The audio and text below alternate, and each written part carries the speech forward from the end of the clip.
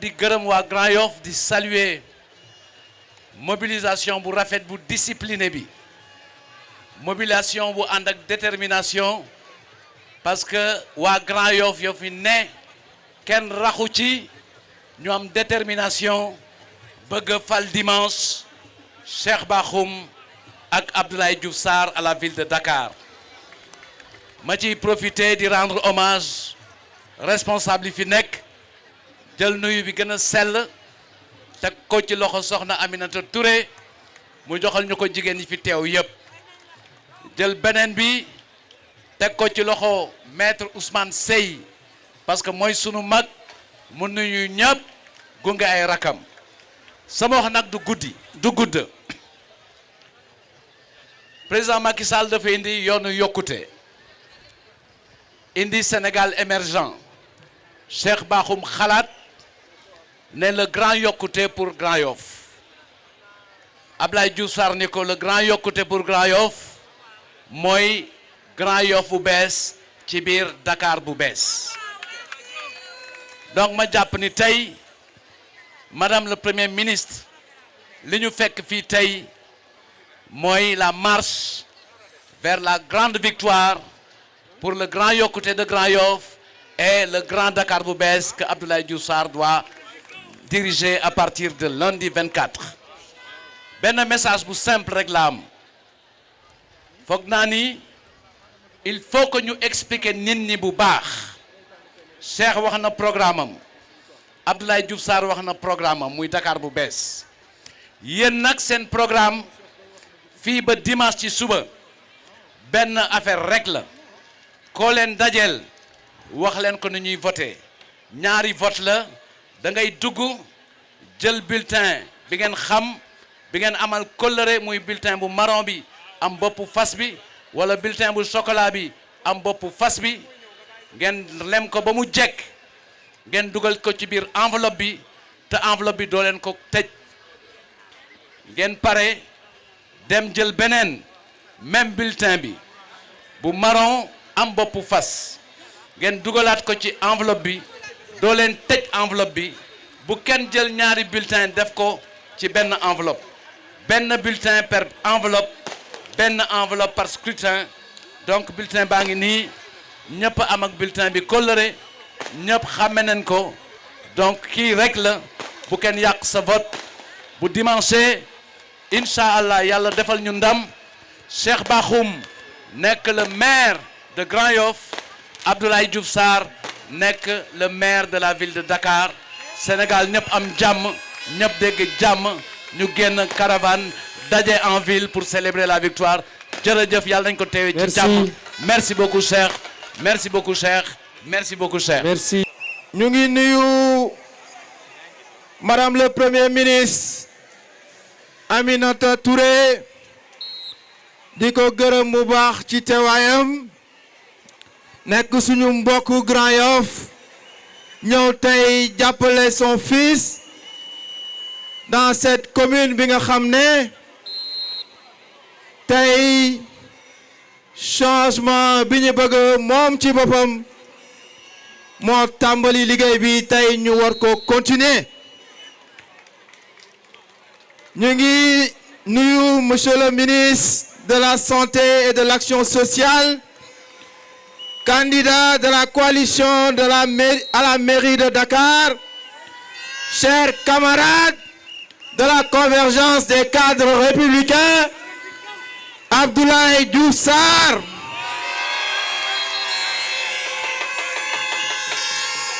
ñu ngi nuyu monsieur le président maître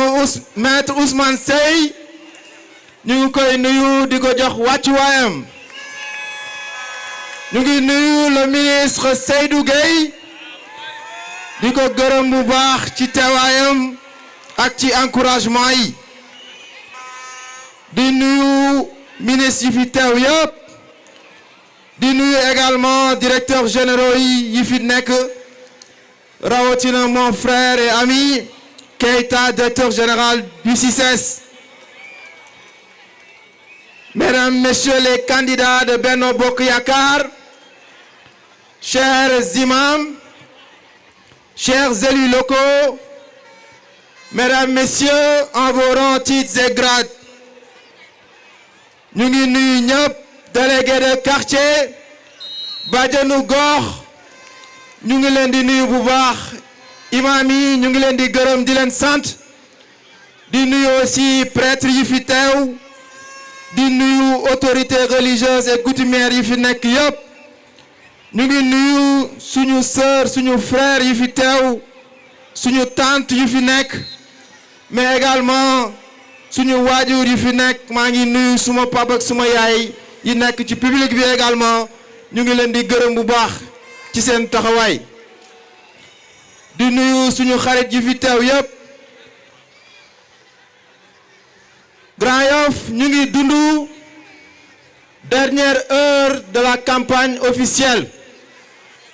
ñu ngi remercier l'ensemble des responsables de Benno Bokk Yakaar. Tout est parti d'une vision bi nga xam ne ñun dañu jàpp ne chaque Grand Yoffois ak chaque Grand Yoffoise dafa am solo ci li ñu bëgg a tabax muy le grand yokkute pour Grand Yoff loolu moo tax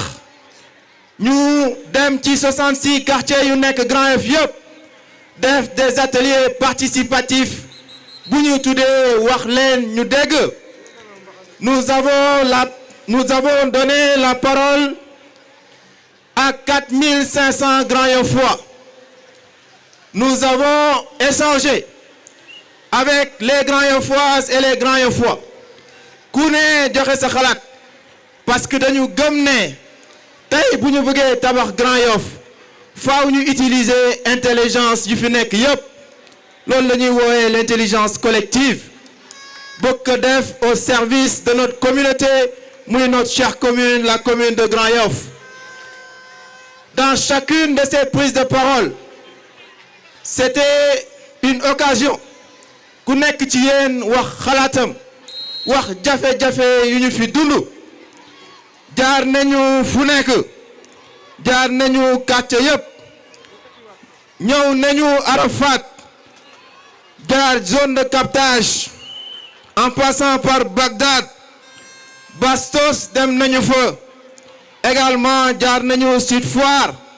cité Assane Diop Konachep jaar nañu fa également waa CPI ñu ngi leen di nuyu waa CSE ñu ngi leen di nuyu waa CIPRES ñu ngi leen di nuyu waa CIPRES ñu ngi leen di nuyu waa Kérétou ñu ngi leen di nuyu waa Cité Sonatel ñu ngi leen di nuyu waa HLM Grand Yoff ñu ngi leen di gërëm Shelter ñu ngi leen di nuyu Kër Khadim waa Xaar Yàlla bravo pour votre mobilisation waa Touba Arafat Missirah Santhiaba Fass ñu ngi leen di gërëm waa Jidda yéen ñëpp ñu ngi leen di gërëm di leen sant parce que fépp fu ñu dem rek teeru ngeen ñu waa Scat Urbam fàttewuma leen waa Lansar fàttewuma leen waa Léona fàttewuma leen waa Makka fàttewuma leen waa Missirah fàttewuma leen ñu ngi leen di gërëm yéen ñëpp parce que fépp fu ñu dem rek teeru ngeen ñu mais loolu waa Daaru ñu ngi leen di gërëm ñu ngi ñëw nag ci li nga xam ne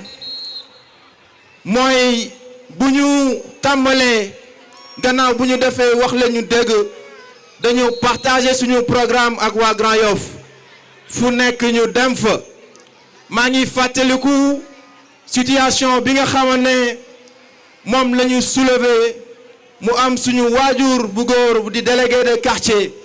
mu wax ñu jafe-jafe yi nga xam ne am na ko pour am titre foncier loolu ñu gis ko daanaka ci Grand Yoff yëpp na loolu naqariñu lool waaye tamit maa ngi fàttaliku fële ci Scat Urbam ba ma demee ci centre Aminata Mbaye bi nga xam ne ay déficients mentaux ñoom ñoo fa nekk ñuy suñu ay xale ñu ne ñu tey ñooñu nga xam ne service public la ñuy def maire bi fi ne daanaka mu ngi fii depuis 7 ans mosu fa teg tànkam waaye maire bu mel noonu yéen waa Grand Yoff dama leen di laaj kooku est-ce que am na yërmande ci askan wi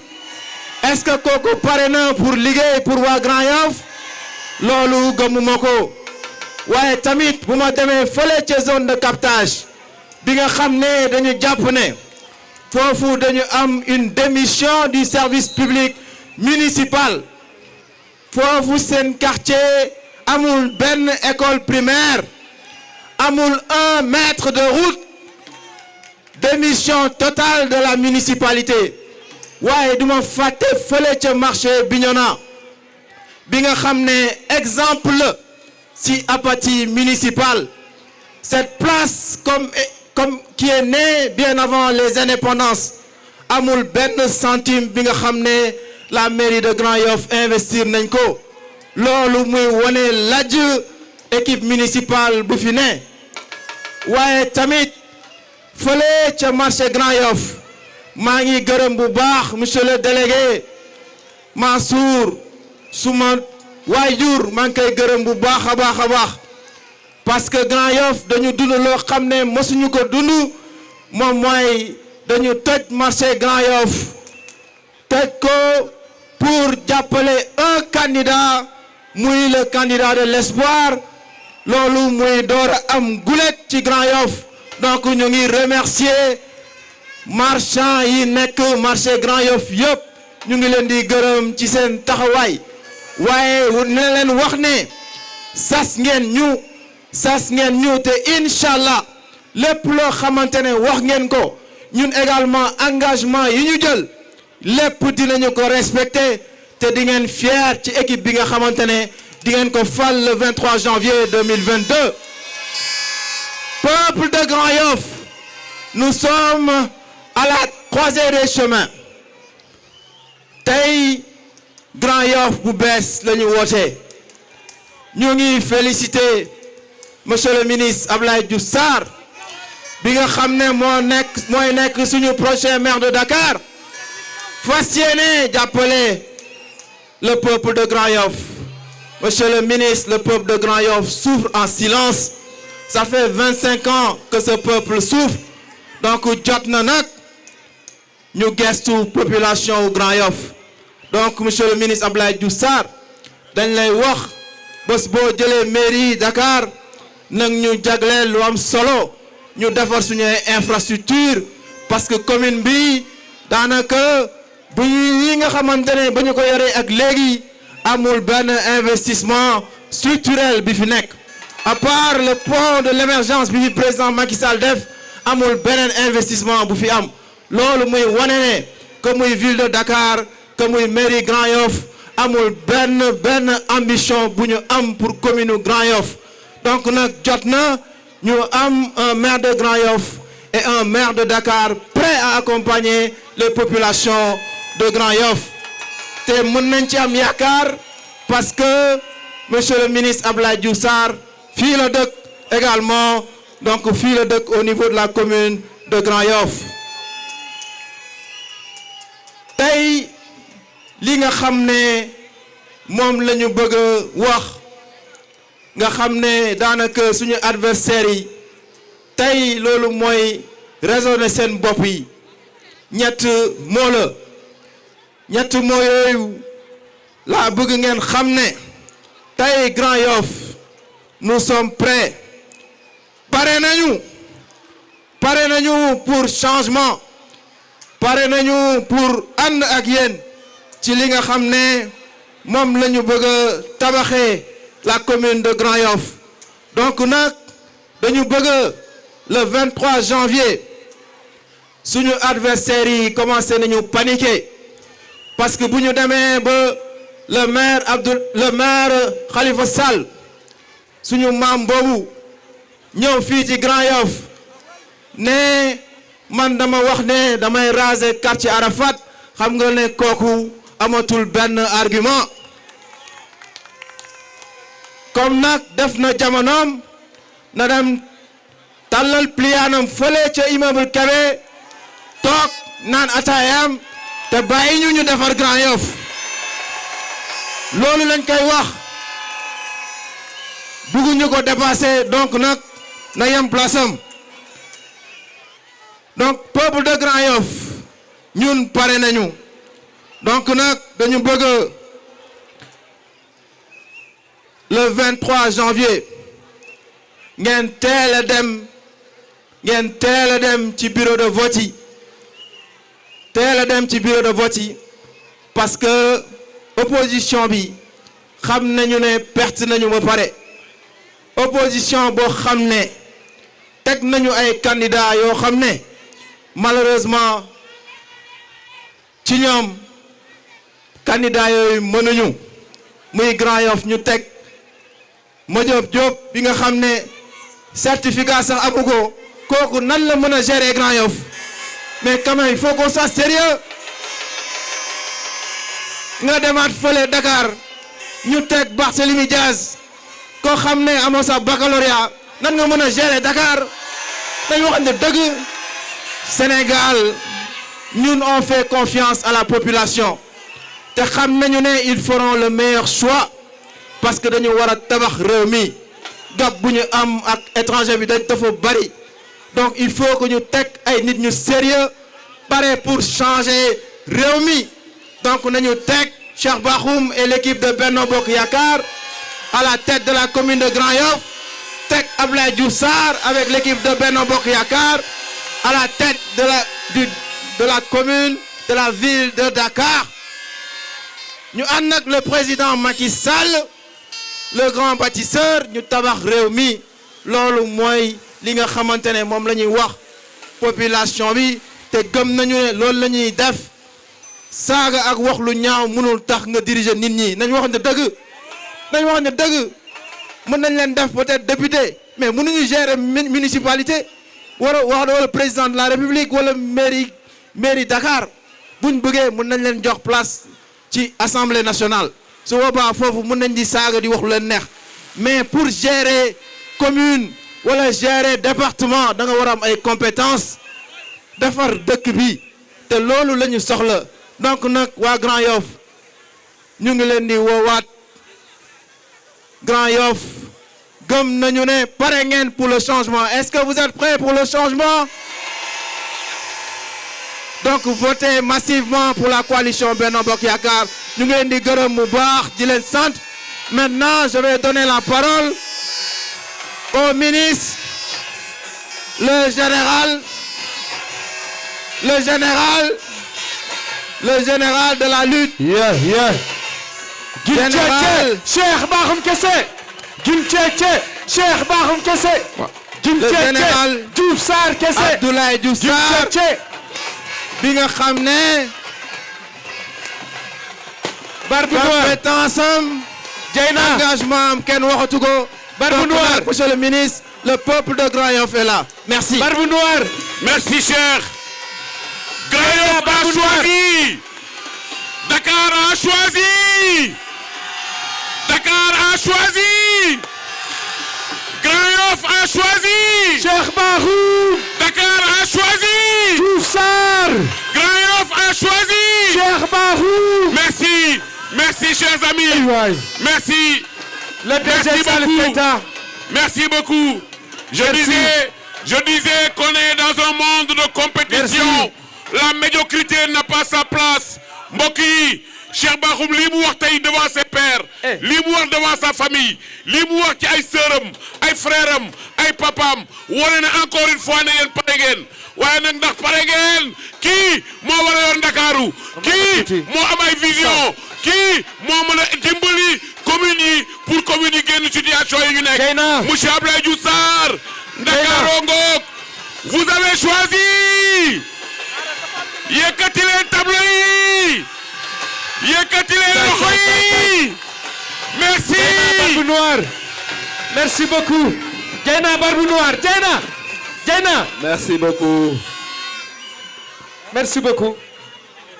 Population de Grand Yoff. maa ngi yekki nuyu bu am solo. ànd ak gërëm. di nuyu madame la présidente Aminata Touré di ko gërëm. bu ma nee dama koy gërëm parce que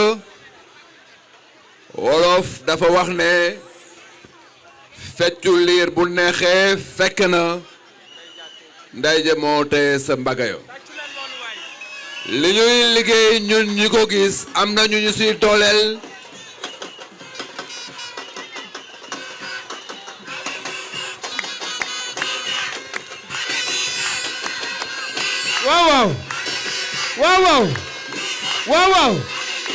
waaw. donc madame la présidente ñu ngi lay remercier bu baax sa taxawaay sell na muy taxawaay dans la sincérité dans une efficacité discrète bugguloo sax xam li ngay jàpp ci suuf di ko impulser ñu koy dérouler sur le terrain ñu ngi lay remercier bu baax monsieur le président maître Sey moom ci liste bi la nekk moom bés bu ñu jëlee la ville de Dakar te dañ koy jël au soir du 23 janvier 2022 il sera dans le conseil municipal de ville taxaw fa pour Dakar mais ci biir Dakar taxaw fa pour Grand Yoff maître ñu ngi lay nuyu de la jox nuyoo Grand Yoff yëpp may gàttal di nuyu ñëpp ku lim juum ñooñu ma tudd nañ ma joxal nuyoo bi ñëpp mais dama bëgg a ñëw ci notre camarade Cheikh Bakhoum yéen waa Grand Yoff ngeen tànn ko yéen waa Grand Yoff ngeen war ko fal le 23 janvier 2022 ma leen di wax ne commune affaire compétition la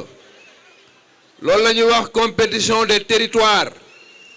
yéen waa Grand Yoff kenn waru leen raw ci Dakar yéen waa Grand Yoff yéenay dégg ñu ne ki gañ Grand Yoff gañ Dakar bon dëgg waroo leen mujjee ci résultat mais bu ngeen jëlee seen commune jox ko ku jàngul jox ko ku amul parcours jox ko ku amul projet yaakaar naa ne loolu méngoowul ak ambition wu Grand Yoff notre ami Cheikh Bakhoum bés bu ngeen ko joxoo seen commune bu ngeen dawalee at di ngeen xam ne entre moom ak ki ko yor wuute na lool may wax ne ñoom nag xam nañ ne defar seen dossier yi préparer passation de service moo leen dese d'ailleurs ku dégg seen message yi ci ñaari fan yi xam nga ne am na lu seen yaram yëg ñaari fan yi boo leen déggee am na ci ku ne moom faalewul préfet faalewul gouverneur faalewul sénat faalewul résultat wu élection yi moom prison la bëgg a dem mais madame la présidente wax na ko léegi nous sommes dans un état sérieux nous sommes dans une république solide am na loo xamante ne ay waxu kasaw la rek Inch'Allah les populations de Dakar au soir du 23 janvier vont avoir comme maire de la ville un monsieur qui s'appelle Abdoulaye Diouf Sarr. Mais à Grand Yoff, les populations de Grand Yoff vont choisir un monsieur qui s'appelle Cheikh Bakhoum. ñun ñaar nag ñooy ànd pour defar Dakar bu bees mais pour indi le grand yokkute ici à Grand Yoff. may terminer nag par un conseil match bi jeex na ba pare lan la ñuy xaar mooy coup de sifflet final bi mais match bi y a plus match dama leen di demander nag ngeen teel a jóg leen teel bëgg naa à 9h ñu ne ñun suñu militants yépp ak ñi ñuy soutenir ñépp ci Sénégal voté nañ parce que boo déggee seen panique nga xam ne am na peut-être lu ñu nar ci intimidation électorale bi mais nous ne nous laisserons pas faire dañ leen di demander ngeen am sérénité dara du xew danañu voter ci jàmm fêter suñu victoire ci jàmm ma leen di wax waa Grand Yoff loolu nag Cheikh c'est une promesse que je vais faire xaw ma waa Yoff danañ ko nangu am déet bu ñu gagner au soir du 23 à minuit je serai à Grand Yoff avec mon ami et frère Cheikh pour fêter la victoire de Dakar et de Grand Yoff maa ngi leen di remercier